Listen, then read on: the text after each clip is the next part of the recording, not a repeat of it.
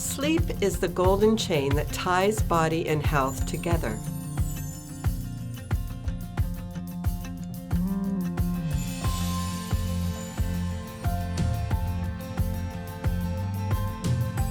Welcome to Hope, honoring ourselves purposefully every day. Today I have some special guests and we're really excited to hear from both of them.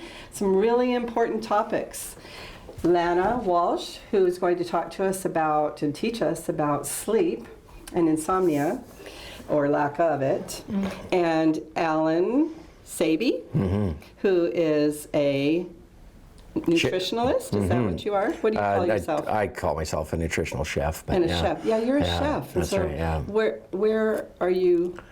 I have a commercial kitchen actually inside the Purple Carrot. So at the back of the health food store, the Purple Carrot, they got a new location last year, and I built a commercial kitchen in there. Wow. Yeah. Cool. All right. So we're going to turn to Lana first. Welcome, Lana. Thank you for having me. Excited to be here. And we want to know everything you know about this topic of sleep. My goodness, so many people deal with insomnia, don't they? I bet you find that as you're a coach. I am a coach. I help people with insomnia. Experts think it's around 30 to 35% of people suffer with insomnia, but I'm finding as I'm out in businesses, I go to businesses and speak, and I get them to do the Insomnia Severity Index survey, and I'm finding much higher numbers are coming out of that survey. Right. One company had 72% of their staff on the insomnia scale. So, but you know, it's misunderstood and underdiagnosed. So to say 30 to 35% is just a guess, a shot in the dark. We really don't know. Right. So ideally, let's go to sleep and the stages of sleep. I'm always interested in that. We were talking earlier about your iPhone, what are they called? Smartwatches? Apple Watch. Apple Watches. Smartwatch, yeah. And they can track what sleep you're in, what level of sleep you are in. And I used to think REM sleep was the healthy sleep, but I hear there's a deeper sleep. So teach us about that, please. Yeah, so first of all, there are 5 stages of sleep.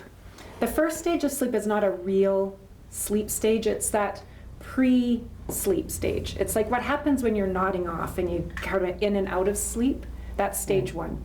Stage 2 is the first real stage of sleep, and that's when you start to lose consciousness and you're no longer aware of what's going on around you. But it's light sleep, so you can be more easily woken from that sleep. That sleep stage makes up about half of your night.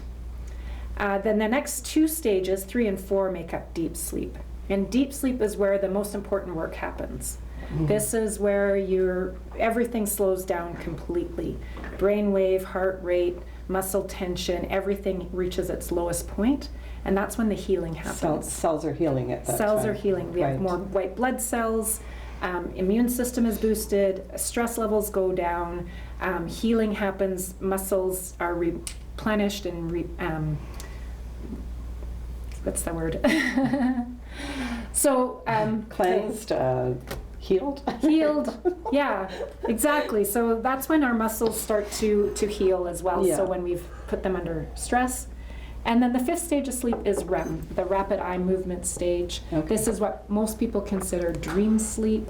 We tend to do most of our dreaming during that stage of sleep. But that stage of sleep is important for memory. So what happens during that stage of sleep is our brain filters through all the information we've collected through the day, decides what's important, and then stores it into long-term memory. And it's really good for if you're trying to learn some sort of procedure, like when you first learn to drive a car, or how to shoot a gun, or I don't know why I use that example. Some sort of procedural idea. Yeah. That's when we really start to learn and store it into memory, so it becomes an automatic habit. So it's ideal to have a certain amount of sleep in each area. Right, so your deep sleep makes up anywhere from 13 to 21% of the night. The thing with deep sleep is it declines with age. So the older we get, the less deep sleep we get. And that makes our sleep lighter and more easily disrupted, which is why, older people tend to have shorter sleep nights of sleep, and we're tired throughout the day. REM sleep makes up about 20% of the night as well. So you'll notice anybody doing the math out there, there's 10% missing in my formula. 10% of the night, good sleepers are awake anywhere from 5 to 10% of the night that they spend in bed. So we normally naturally wake up at the end of a sleep cycle. So we cycle through stages 2 through 5 throughout the night in about 90 minutes to 2 hours. And at the end of each sleep cycle, we wake briefly. For most people, they don't remember waking up. And for some people, they do. Like for me, I wake up, I roll over, I make sure the covers are all normal, and then I go back to sleep. So we naturally wake up every time we go through a sleep cycle. So my son and his wife, they have 2 babies and another baby on the way, and he has an Apple Watch. They both do. And they're getting about 20 minutes to 50 minutes a night of deep sleep.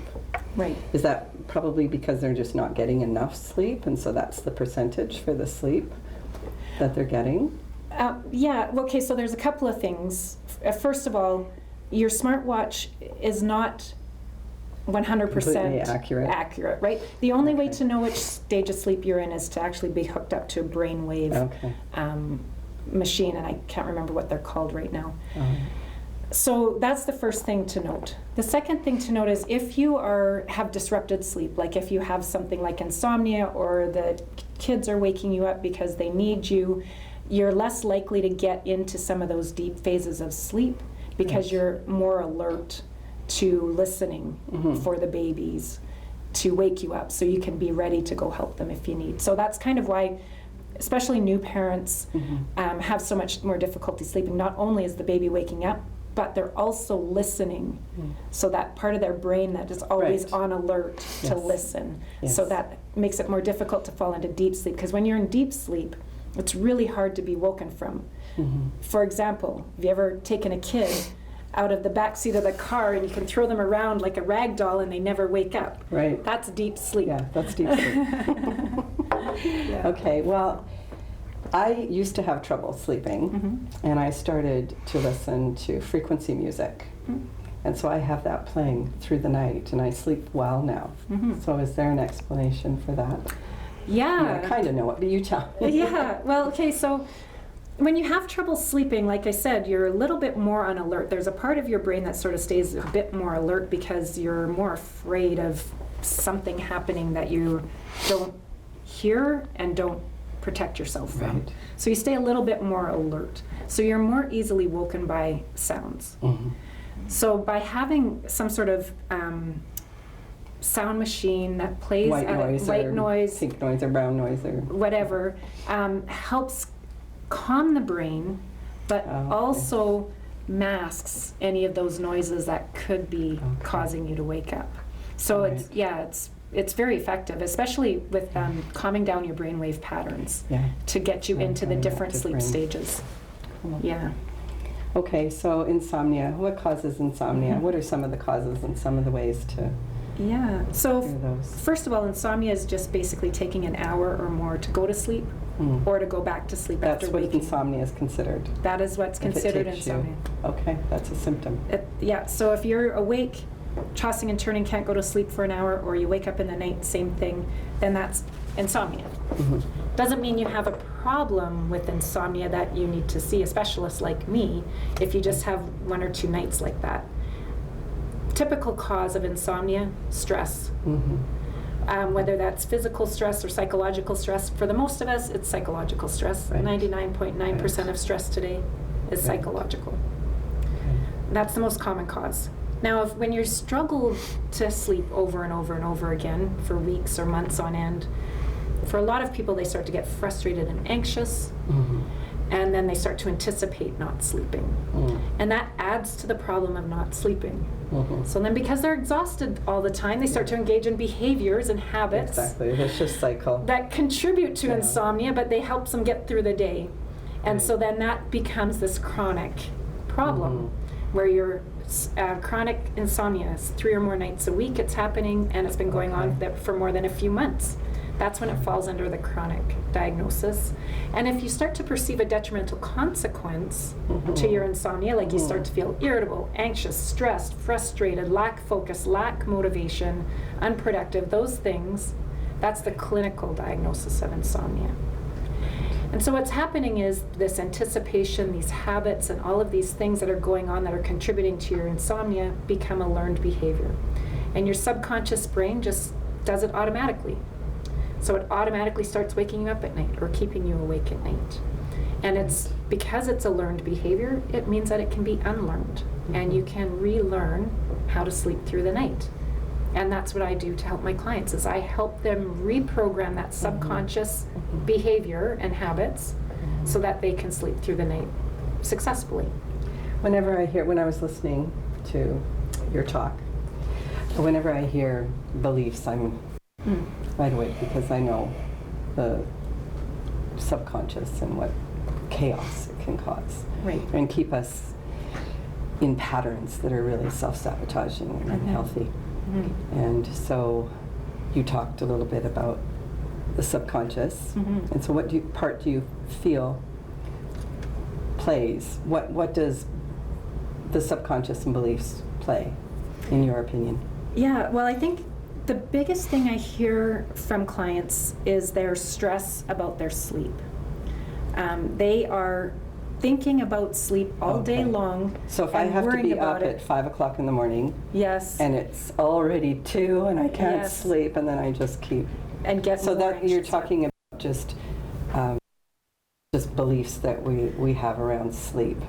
Yeah, so I actually have a survey that I do with my clients when they first meet with me, and it's the beliefs and attitudes about sleep. So it asks questions like, how much sleep do you need? Do you believe you need a pill to sleep? Is like it's all these attitudes and beliefs that we have about sleep, and a lot of it comes from the media, right?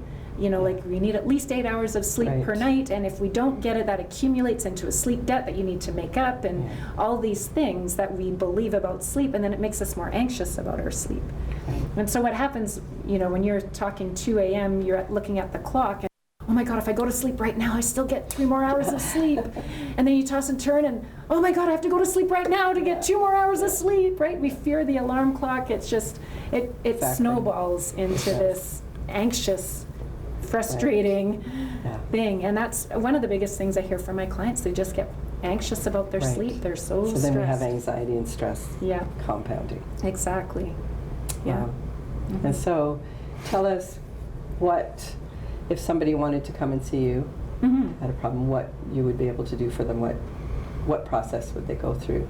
Yeah, well, I start everybody off with a 1-hour free consult where I meet with them to find out exactly what's going on with them. I mean, if they have something going on that I know I can't help with, I will recommend that they do that. But so yeah, I meet with them for an hour. I go through the beliefs and attitudes survey because it really tells me a lot about what I need to work on with them. And we talk about their sleep. One thing that I found is 60% of people are never asked about the quality of their sleep by their doctor. So some of these people have never talked to anybody about their sleep. Yeah. And so I like to reassure them that what they're going through is normal, really, because I've been there. Yeah, I've been there, I've done it. I know exactly what's happening with them. Right. So once that happens and they're, you know, the right client for me and they want to work with me, then I take them through a step-by-step process. And that's what the research has found, that if you follow a step-by-step process where you educate them about their sleep, you implement specific tactics and strategies, and you work on reducing stress and anxiety and relaxing, when you follow that step-by-step, it works very effectively and very quickly. Wow. Yeah. Perfect. Okay. And so to bring you in here, how does nutrition affect us when it comes to sleep? Well, it depends on. I know you talk about it. It's too, trying to bring him in. He's sitting quietly. It's always fascinating to me to learn, for sure. And Lana knows what she's talking about. I've never had trouble sleeping. I've never had a problem sleeping. It's really fortunate that way. But a lot of times that I have had bad nights, not only is it due to stress, and stress is basically, cortisol is basically sugar. And so when I did have a little bit of period of my time when I was type 2 diabetic and really sick, having a little bit of trouble sleeping, you know, high blood sugars before you go to bed have everything to do with it, because as they drop overnight, your energy systems fail. and you need sugar, and you wake up and you're hungry, and your body wakes up to be like, we haven't got the ability to burn our fat overnight. Your insulin crashes, and people wake up and they tell me all the time they need a sandwich or an orange or some fruit or sugar, and then you know, or if they tell me I eat really late at night because if I don't I can't sleep, then eating shouldn't make us tired. I mean, that's a really bad sign. So balanced nutrition, and we always talk about not eating 2 to 3 hours before you go to bed, and to help your sleep, but that doesn't able to overcome any psychological issues you might have. So no popcorn at the movie. No, well, I mean, you can do it every now and again if you sleep well, I guess, but there's a huge metabolic advantage to not eating before we go to bed. Yeah, I agree. Okay, so we're going to come back to you. We're going to take a little Thanks break. for the warning. Thank you, Lana. Thank you for that information. And we, at the end of the show, we'll have links on how any of you can contact you and connect with you and learn more of this valuable information around sleep. The best bridge between despair and hope is a good night's sleep.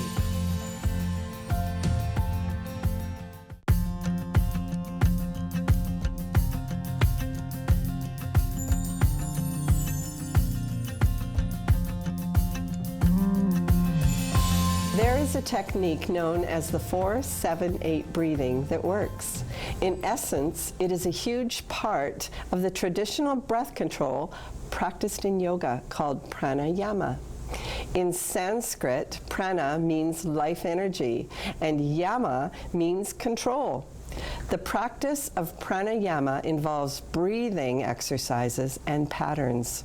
You purposefully inhale, exhale, and you hold your breath in between in a sequence. The idea is to inhale for 4 counts, hold your breath for 7, and then exhale for 8. You can count as fast or as slow as you like. The key thing is that you exhale twice as long as you inhale. So let's try that.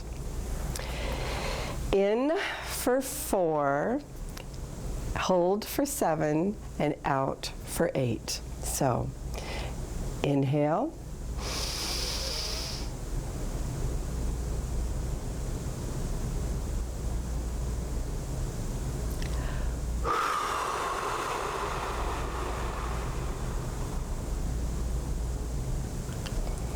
Oh, I feel better already. Try it. I think you'll like it.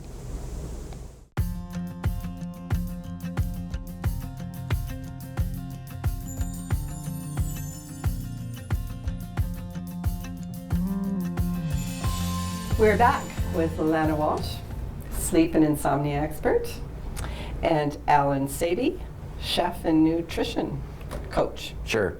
Right?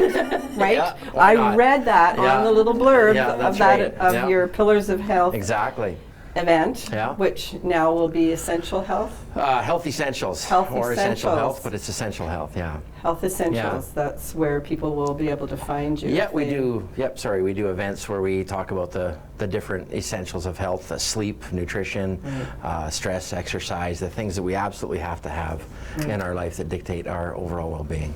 What caught my attention in listening to your talk was this diabetes story and cholesterol. Well, 2 months ago, my younger brother lost the bottom part of his leg. Type 2 diabetes. Type 2 diabetes. That's so sad, Yeah, totally sad. It's been just really hard on everybody and on his family. So the year before, at Christmas time, he actually lost his toes on the other foot. And the infection got into this other leg. So they fixed that one by removing the toes, and then the leg has just been a fight. And it's affecting his heart. Of course it is. Too. And so tell us tell us what you know. It sounds it's really fascinating. Yeah, it's sugar. Sugar kills us. Oh my goodness, there we You know, have it. There you have it. I call sugar poison. Yeah, yeah, Poison. it is. And in my talk, I talked AKA. about, I list the withdrawal symptoms from sugar right next to the withdrawal symptoms from things like cocaine and heroin, and they're virtually identical. Right. They light up the same pathways in our brain, but in our body, they do such massive damage, and it's a really slow burn. So type 2 diabetes is the #1 cause of amputations. And that's because the sugar in our system, especially the little teeny vessels, the capillaries, rips them apart. It damages them. They don't get any circulation. They can't heal. It starts with numbness in your feet and pain in your feet, and then eventually they just die, and you got to start cutting off toes, and again, and they get infected, and it travels throughout your whole body. Right, or you damage them. He damaged it in a work accident. By the end of the day, he didn't realize that it had crushed his toes and infected. It's astounding for people to hear. But what do you mean you didn't know you damaged your toes? Yeah. Yeah, he didn't feel Yeah. them. Right? I got to a point where I couldn't sit at my desk with socks on. I couldn't drive. With the pressure of the socks even was unbelievable. Yeah. It's a super sad, slow burn type 2 diabetes. Yeah, and now I've heard they're saying that it isn't sugar that is the problem with diabetes. Is that right? That's the latest that I heard. And are you kidding? Oh my gosh, yeah. So yeah, they say it's not sugar, and it is sugar. But they're saying, well, here's another cause. The cause is you can't get sugar into your cells from insulin resistance. Right. So it's because of the insulin resistance. But what causes insulin resistance is the presence of carbohydrates. So when I first got diagnosed with type 2 diabetes, I went for a medical, and I hadn't had one for a lot of years. Wasn't feeling good. This was 15 years ago the first time. And the doctor called me back up after the blood work came in, and he said, come in and see me, there's a problem. So I sat down, and he said, you have type 2 diabetes. I'm like, what's type 2 diabetes, right? And he says, it's high blood sugar. I'm like, well, why don't they call it high blood sugar then? Like, why does it have right? So what causes high blood sugar?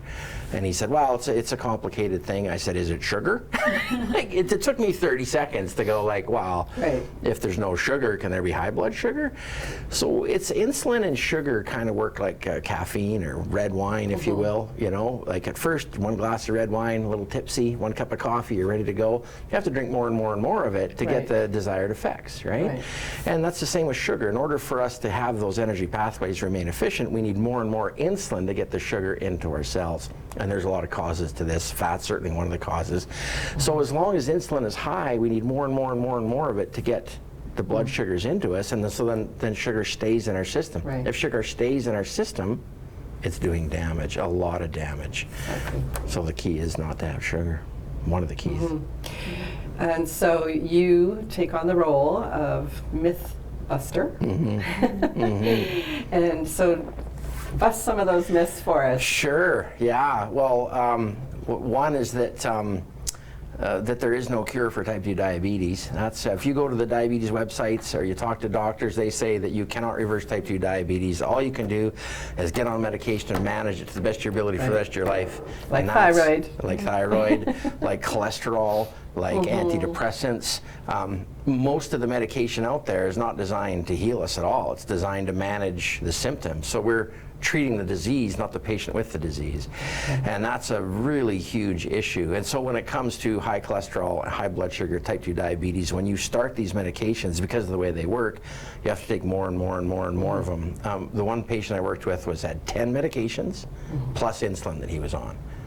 And I don't know what system in the world, what kind of system you would go to where somebody comes to you and you just keep giving them all, and then eventually somebody has to say, hey, wait a second, what do you eat? Right? I mean, what are you eating? So our food manufacturing and our and what we've been told as far as high carbohydrate diets, they're just not necessary. No. So that's one myth. I imagine there are a whole whack of them. Yeah, that's a big one, yeah. And that another one is that fats are unhealthy. One of the biggest ones I talk about all the time is that saturated fats are bad for us. And again, we like to be able to say the butler did it, right? We want to be able to say it's sugar, it's fat did it. And in 1970, when Ansel Keys convinced everybody that fat was what was causing cholesterol, it was an observational study. And observational studies, and it had been, they don't work, right? An observational study back then, he handpicked a bunch of countries, and said the healthiest countries don't have fat. Anyway, it's been debunked so many times, but you've never heard of it. So they adopted an official low-fat protocol because fat causes cholesterol, and fat absolutely does not cause cholesterol at all. Not at all, not at all. And they've tried to prove that it does ever since then. Yeah. It's one of the most tested things possible, and it shows absolutely the reverse all the time. It's the combination. We don't have in nature, we don't have carbohydrates and fats together, right? There's not, a strawberry doesn't have fat, right? We have protein and fats together, and we have protein and carbohydrates together, right? Like nuts or wheat or something like that. But we don't necessarily have fats and carbohydrates together. So those two, our body can't metabolize them at the same time. So if we're burning sugar, we can't burn fat. And if we're burning fat, that's because sugar isn't present. Our body has to prioritize the metabolization of sugar. So for the longest time, everybody thought, well, if when we eat sugar, our body burns it right away, it must be preferred. But because it prioritizes it, it doesn't mean it's preferred. That's like me saying, I prioritize shoveling my walk when it snows because I prefer it. No, I don't. It's dangerous if I don't. So I prioritize it. And it's the same thing with sugar. So we vilified fat all these years, but our body can store unlimited amounts of fat. If you'd have seen me at 250 pounds, you'd have been like, oh yeah, like that. But we can only store a couple thousand calories of sugar. Why is that? Why do we store fat? I say this all the time. It's to be used as energy, but we never get around to it. And if we can mobilize fat, it's a cleaner fuel. It's a much better fuel. There is healthy fats and unhealthy fats, and some fats aren't good, but the whole idea that butter is bad for us is ridiculous on its own. Okay.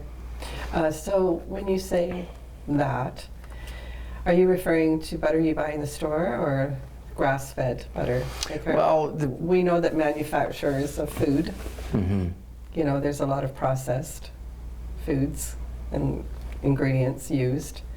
So not to go into that too deeply, but you just said butter's not bad for you. But, you know, I'm kind of anti-dairy a little bit. Sure. Because of how it's processed.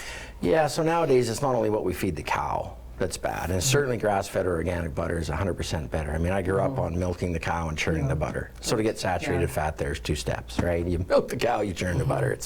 It's really easy. But yeah, pasteurizing, homogenizing modern milk, and then they add sugar to it to make it taste better. So, and homogenization just means that the cream won't separate, which is, I don't know, people don't want to see the cream separate. It's ridiculous. So is that butter as good as grass-fed butter? No, but it's not necessarily, certainly miles ahead of Basel or margarine that's been processed 15 times and hydrogenated. Yeah, definitely. All right, so do you have a third myth? Third myth. Well, there's mostly I talk about. You talk about cholesterol. Yeah, cholesterol and that's a lot important. too.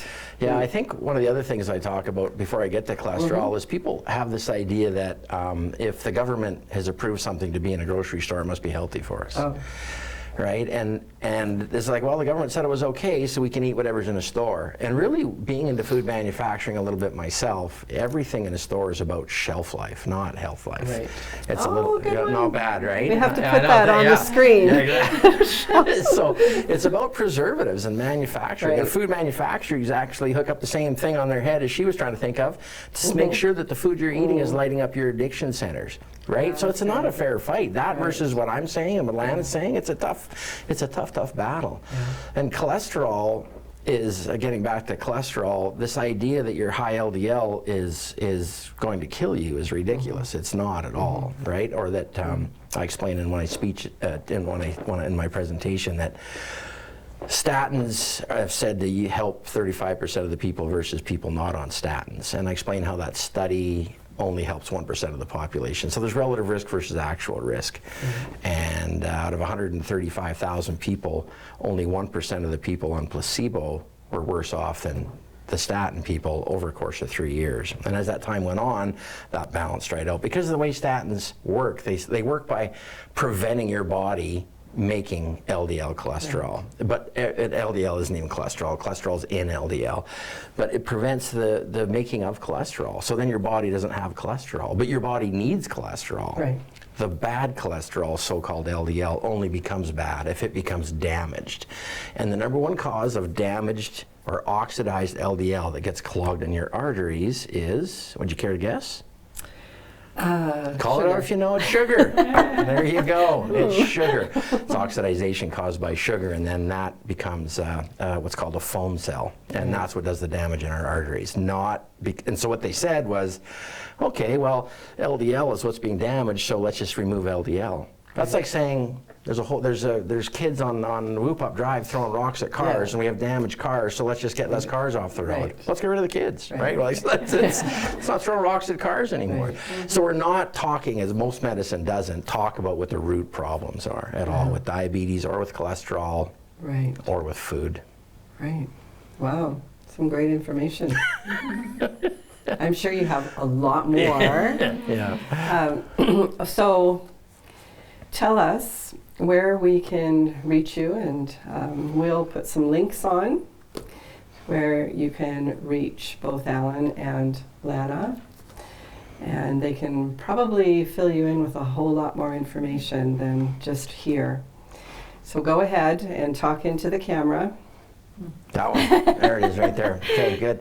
I have my commercial kitchen inside the Purple Carrot. There's meals available there every day in the cooler, or you can order meals directly from me. HighQFoods.com, and that's high as in elevate, not high Q Foods. It's not below foods, it's high, HIGH, QFoods.com, and of course I'm on Instagram and Facebook, and love to hear from you. All right, and before we go, though, I want to hear, you turned around the diabetes? Oh, yeah. I completely reversed my type 2 How long did diabetes. that take? 3 months.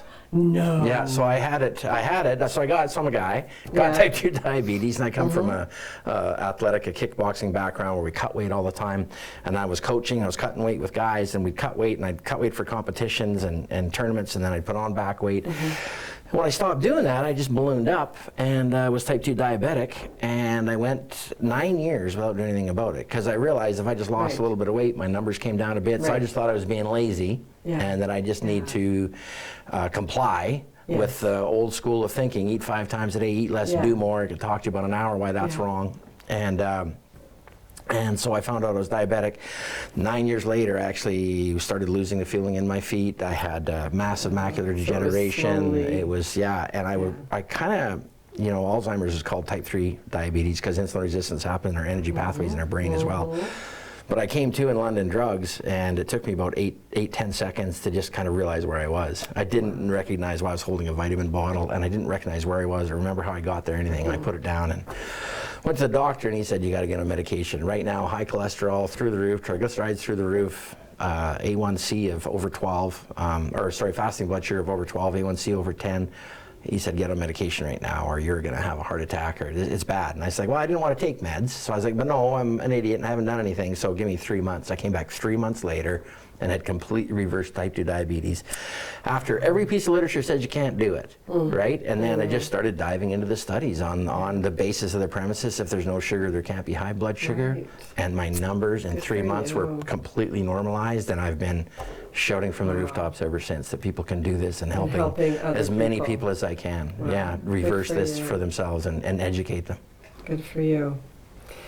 All right, Lana, tell us where we can find you. Well, you're a couple, I found out. So if you can't find her, just go to Purple Carrot.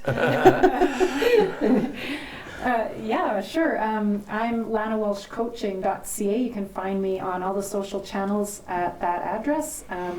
And I'd love to chat with you. I do everything online, so yeah, just reach on out. And it seems like there's a lot more to learn, so we'll probably have them back. Thanks again. Love to. Very nice. you. Happy to be here.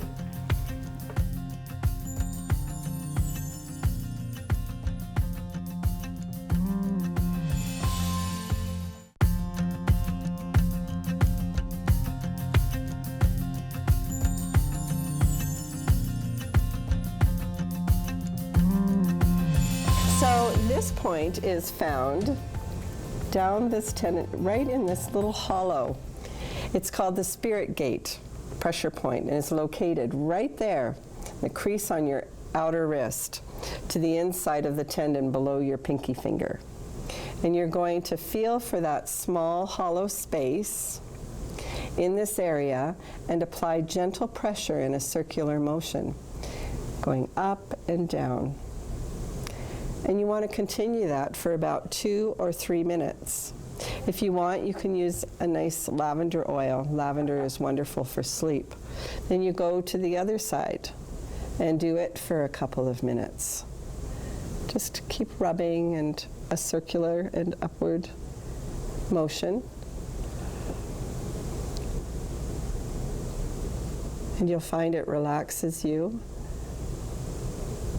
And if you keep at it, you may actually fall. Oh, sorry. It works.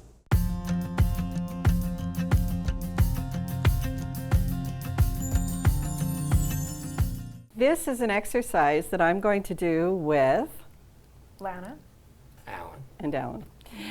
And it is from Laughter Yoga. All right, so what I want you to do is pretend that you have a phone to your ear. So make a phone to your ear. All right, now you're talking to somebody, and they just told you something really funny.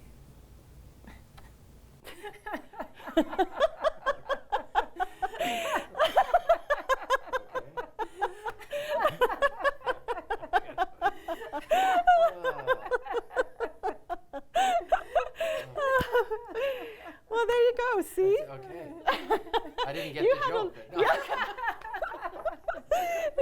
I just laughed to be polite. Did you have a little harder time with that? Because if you really let yourself go, but sometimes, if you let yourself go and just really, you'll start laughing at yourself, and then Yeah. you laugh That's at interesting. each other. Yeah. But I just had to imagine I was talking to him. oh, and that did it. And the elevation, the dopamine, Yeah. Sure. for laughter, Yeah. right? Laughter is Yeah. the best medicine in many ways. A good laugh and a long sleep are the best cures in the doctor's book.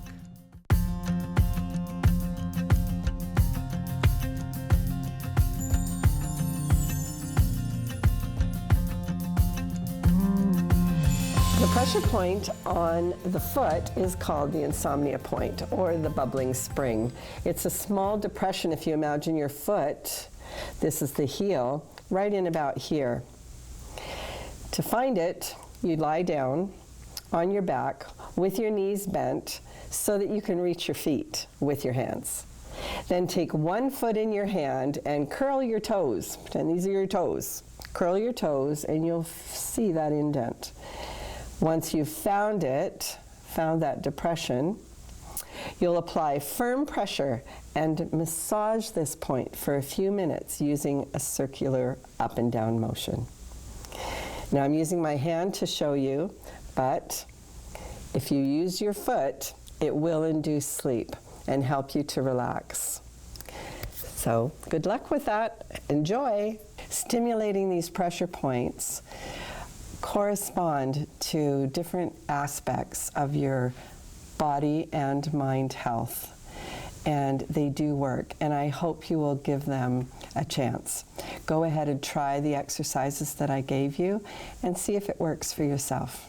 And sweet dreams.